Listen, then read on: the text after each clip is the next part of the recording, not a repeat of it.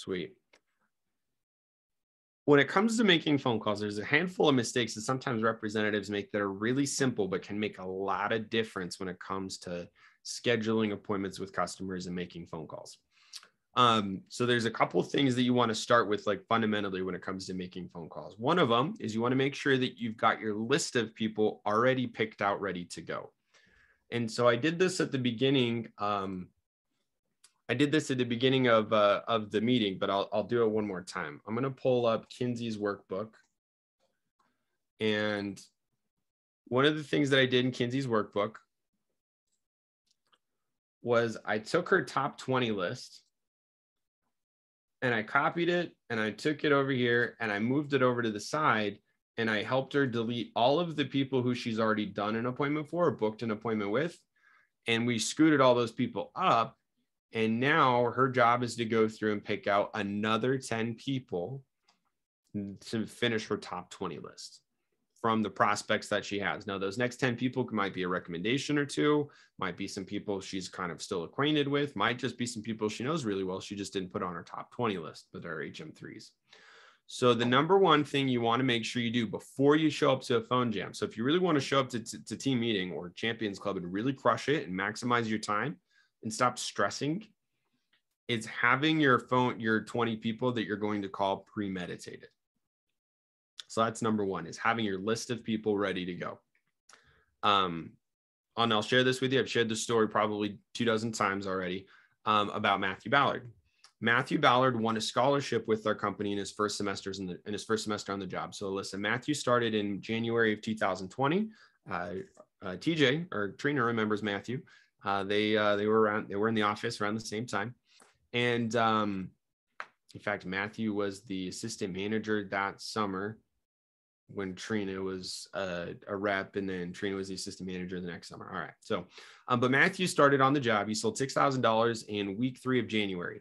Heard about the job on campus, sold $6,000 worth of Cutco, in his fast start. And I sat down with Matthew, Alyssa, and I said, hey, you're at $6,000 in sales. Just so you know, you're pacing for the All-American Scholarship, even though you're like technically 3 weeks behind everybody else in the competition. I said, are you interested in seeing what it would be like to, what it would take to hit the All-American Scholarship? He said, yeah, totally. Walk me through it. So we looked at the numbers of the previous 3-4 years of data of people that won All-American Scholarships in the spring campaign. Number 25, because it's the top 25 student sales representatives in the nation, number 25 typically came in right around 20 grand. So I said, Matthew, if you shoot for $25,000 in sales this semester, by the end of the semester, you give yourself a really good shot at being top 25. Obviously, we don't know what the competition on the field is going to do, but I got a pretty good, based on previous data, it's a pretty good chance that you're going to hit that. And so we broke down the numbers, and Alyssa, he needed to complete 8 to 10 appointments a week for the rest of the semester. If he did that by the numbers, he would sell $25,000 worth of Cutco, and he would win the scholarship, which one of his big goals is to graduate school debt free. So Matthew was really diligent about, and he did a couple of things really well. It was that he made phone calls diligently 3 times a week as a student. That was it. He had classes Monday, Wednesday, Friday, so he wasn't able to be on Champs Club Monday, Wednesday, Friday, but he came to my office and made phone calls in front of me at a plastic table, just like you're at right now, Aurora. And he made phone calls for Champions Club Tuesdays and Thursdays, and he had class at 9 a.m. So my office happened to be just like 2 blocks down the road from the college. So he'd make phone calls from 8 to 9. He'd make 20 calls. He always, by the way, he had a paper and a black pen. Then he would just rewrite every single week. He would go through, or every single time he made phone calls, he'd go through his, because we didn't have the app back then. He'd go through and he'd write down his top 20 customers with all their phone numbers, and he'd go through and he'd dial the 20 of them. He'd cross a couple off, and then he'd go to class. And he'd do that Tuesday morning. At team meeting, he had his list. He'd pull it back out of his bag. He'd add a couple more to the bottom. He'd make 20 phone calls, and then he'd cross a couple off his list that he booked up. And then that was it. And then the next morning on Thursday, he made another 20 phone calls, and he completed 8 to 10 appointments a week, most weeks. And he ended up selling $23,000 worth of Cutco for the semester. Made $6,000 working part-time over the course of the semester, was able to write a check for school that next fall. And that really came down to his diligence and the number of phone calls that he made every single week or every single session. So that's key number one, is know who you're going to call. Key number two is know when you're going to book appointments for. Sometimes, and actually, I think I was talking to one or two of you on the phone about this the other day. Sometimes representatives I ask them, I say, how many appointments you want to do? And they're like, oh, I want to do a bunch. All right, when are you going to do them? How many you want on each day? And they're like, I have no idea. So sometimes what happens is representatives don't put together a new schedule each week. So one of the things you're going to want to do is in your workbook, over on the right-hand side, there says a weekly or like a weekly schedule copy, and you can right-click it and you can hit duplicate.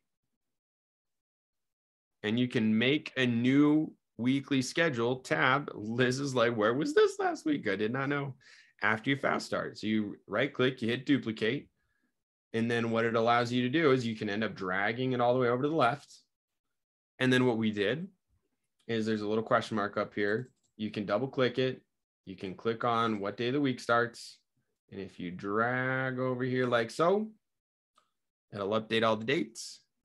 And then you've got a tab for each week. And I would just label it whatever dates that week are. And so actually, you know what, we could just go ahead and make next week's here. So we go right click, duplicate, drag this over. And then we can go, next week starts on the Tuesday, the 23rd. We roll it out. And then we rename this as 23rd through 29 of August. There we go, of August. Now I can go in here and I can do the same thing that we did in training with your fast start, and I can go ahead and block off all my classes, everything ready to go. In fact, if you're a student, oops, there we go. In fact, if you're a student, let me show you Kirsten's. Kirsten, I noticed she already put her school schedule in there. This is just the kind of person that Kirsten is. Kirsten's got her college classes. She's by the way, she's got a tab for every single week she's been on the job. There we go, 33rd week of the job. But you can see that she's got her stats classes in here. You can see that she's got econ, vinyl painting, party, stuff that she helps me with. Oh yeah, and then what do we got? We got all the money signs left over, so that way she knows that when she calls her customers, what time she has available that she wants to book up. So maybe she wants to book up one of these two on a Wednesday. Maybe she wants to book up, 3 or 4 out of the 6 of those on a Saturday or Friday, excuse me. And then she could probably do 1 or 2 on the Saturday, 4 or 5 on the Sunday, and another 3 or 4 or 5 on the Monday. So that way she's able to pick a goal and identify what time she wants to do her appointments. She's also probably left these empty because that's homework time. All right, so she left that empty because it's homework time. And if we were to take this to the next level, we would put it in there and we would put homework or just HW. All right, but Kirsten's really good at that. She knows what she's doing. And so she's got her times available that she wants to schedule for. Now, having those two things, that helps dramatically in every situation that you're going to be making phone calls. The third thing that you need to make phone calls is you need the phone script. So sometimes representatives, it's crazy, but they'll even call customers and not have a phone script in front of them and try to book up appointments. That just sounds like a whole muddled mess of I don't know what.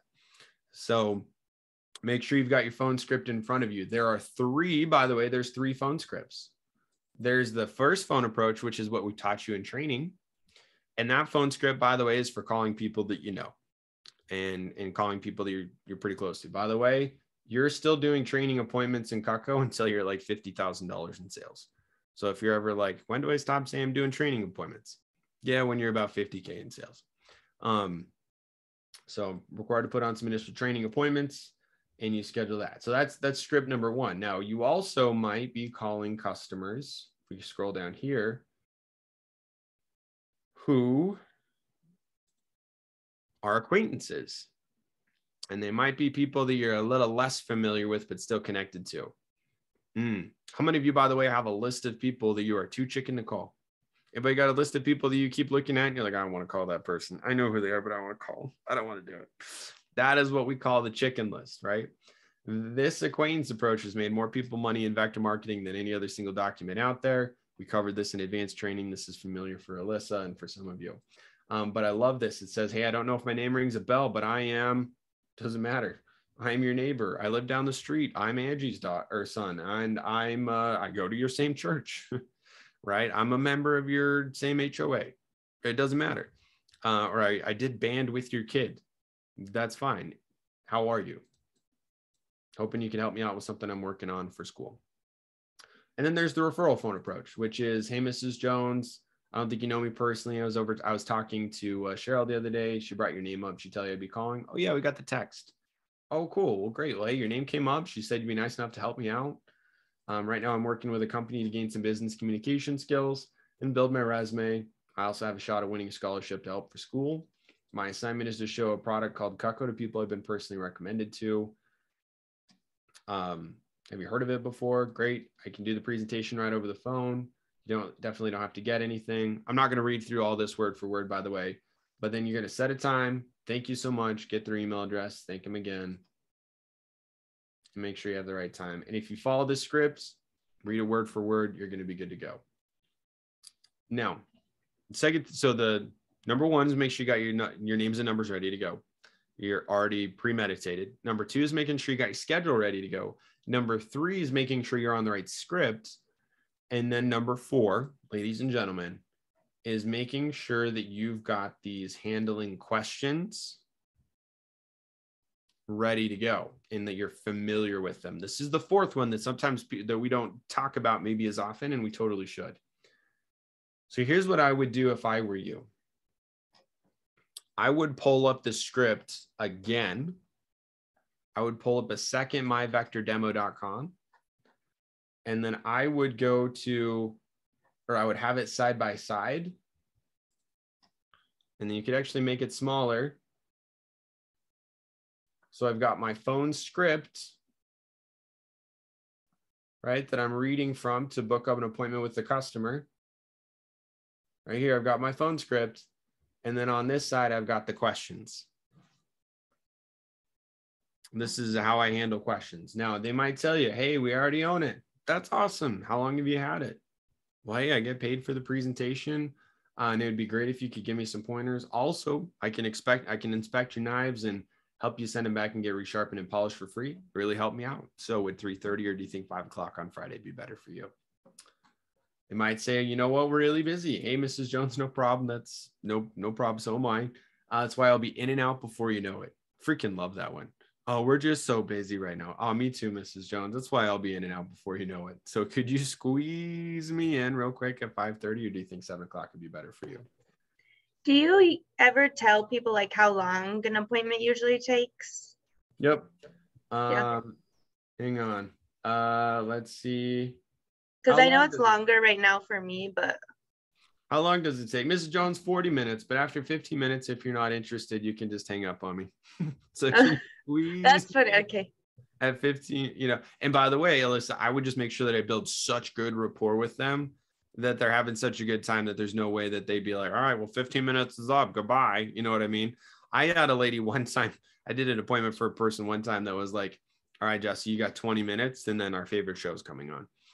And then we're done. So I was like, okay. And I did my presentation that I was going to anyway. 60 minutes later, we're finally writing up the order.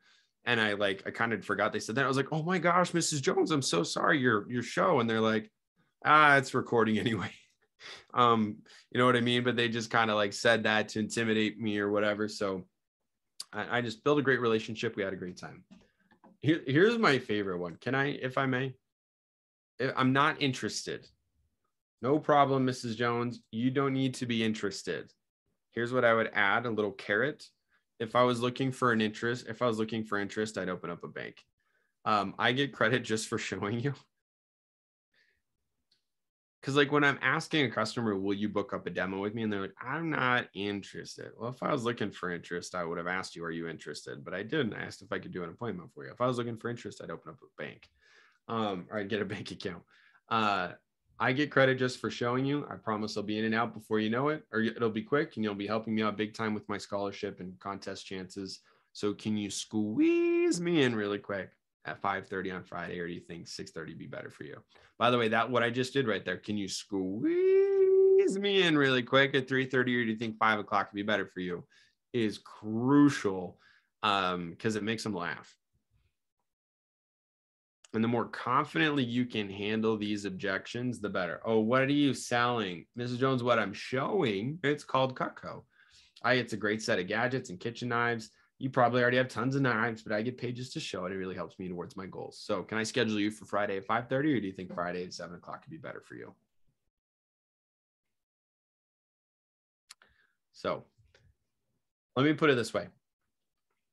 If you get really comfy with the phone approach, you'll book one out of every 2 demos that you call to book up. Right now, when you're calling your top 20 or your top 40 people that you know your initial list, you'll book up a lot more of them. When you start getting away from that, though, right, Kirsten, it typically takes 7 or 10 phone calls to get one person to answer the phone. So when you're in training, it's a 4-to-1. It's actually cake. I would die for a 4-to-1 like answer ratio all over again. It's amazing. So appreciate it while it lasts. But as you start getting recommendations or start getting away from your initial people and getting into acquaintances and your chicken list and referrals, that turns into 6, 7, 8, 9, sometimes a 10-to-1. So I always plan on 10-to-1, which is why you always want to plan on making 20 phone calls in a session, or 20 or 30, because then you'll know you'll you'll talk to at least 2 to 3 people. You'll probably talk to more, but if you do 20 or 30 phone calls, you should be booking, 2 to 3 appointments. Now, let's talk about schedule ratio, and then we'll wrap this up. It may be a 4-to-1 answer ratio or a 10-to-1 answer ratio, somewhere in there. Now, the scheduling, you should be scheduling 50% of the people that you talk to. So if you make 20 phone calls and 2 people answer, you should book up at least one of them. If you're confident with the script, you'll book 1 out of 2 appointments that you call. If you're familiar with the script and you get really familiar with the objections, you'll book up 2 out of 3 or 3 out of 4 people that you talk to. And that makes your life easier there. So if I'm you, I got 3 things open. I got my workbook with my top 20 list ready to go, so I can just punch that into the app. I've got my schedule ready to go, so I know who I'm going to call or when I'm going to schedule them for. I've got my phone script, and I've got my questions up over here as well. And if a customer is like, oh yeah, well, just can't, I'm definitely not going to buy anything, that I'm going, all right, boom. Oh yeah, no problem, Mrs. Jones. Hey, it just helps me towards my goals just by listening. Besides, I'll be in and out before you know it. I just need to get one more appointment in by Thursday night. So I was wondering if I could just squeeze you in tomorrow morning at 9:30, or do you think 11 o'clock would be better for you? And ladies and gentlemen, that is the fundamentals of making phone calls. Is that helpful?